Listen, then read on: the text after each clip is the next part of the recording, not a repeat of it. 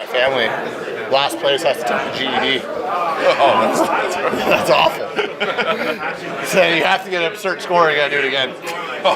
So I'm excited. So now you guys are on a huge run. The only loss during the run is to Winnipeg. Do you focus on? Does it sort of still set in mind for revenge, or is it more about keeping this run going? Where's the mindset right now? Yeah, we didn't play a very good game against them last time, and that's something that I'm most looking forward to tonight.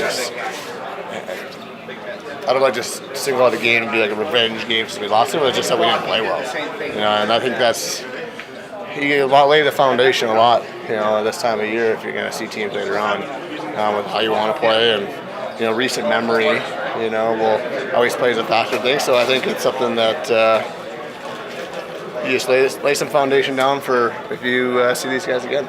You guys have like 7 D-men for 6 spots right now. What does that competition do for the room? It keeps it healthy, that's for sure. It keeps guys on their toes. You understand what is expected of you, right? Everyone's accountable for what you do every day and each game, and so I think that it creates a good competition throughout our guys. I mean, right now we got guys that are playing really well. I mean, Johnny Merrill has been playing awesome, and then Holy comes in and plays well. I mean, that's just kind of the way that we have we're rolling right now. You have a lot of guys that can contribute, and it's never a bad thing. Depth is never a bad thing. What's the difference between those two guys, like in their game and what they bring in onto the ice? Oh boy, that's a good question. Yeah, I think that's hard. I mean, I think that they both are similar in a lot of ways, different in others. Holding a little bit heavier guy to play against in the D zone. He's a little bigger body, throws his weight on a little bit more. Johnny's gonna make maybe make a couple more plays up the ice. He's been having a lot of confidence to be able to do things in the offensive zone and getting a lot of chances. And not that the one can't, the other one, you can't flip flop in, but that's a little bit more when they're playing their game. That's the type of things they're bringing to the table. And I think, like I said, it's not a bad problem to have right now.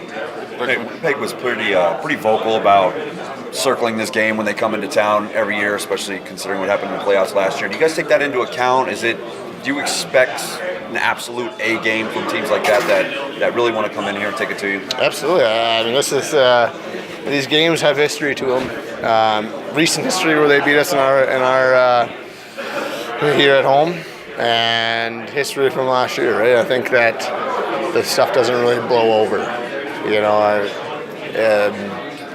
When I played in Washington, how many times it was at Pittsburgh, it didn't matter. It was one of those things that once you build a playoff history with teams and kind of that hatred that boils over into regular season games, and it makes these games a little bit more. I mean, you'll see a lot of energy tonight. I think you'll see a pretty high intense, as close to you can get to a playoff atmosphere in a game in regular season. And they're coming in fighting for that Central Division crown, of course, with the Predators. That's a position you guys were in at this point last year. Yeah. So what kind of mentality are you expecting? Yeah, I mean that's such a key point of teams now. If you win your division, not that you're playing a team but the teams that are right behind you are very strong teams. Maybe don't want to see them in the first round, and for them, right, it's tougher to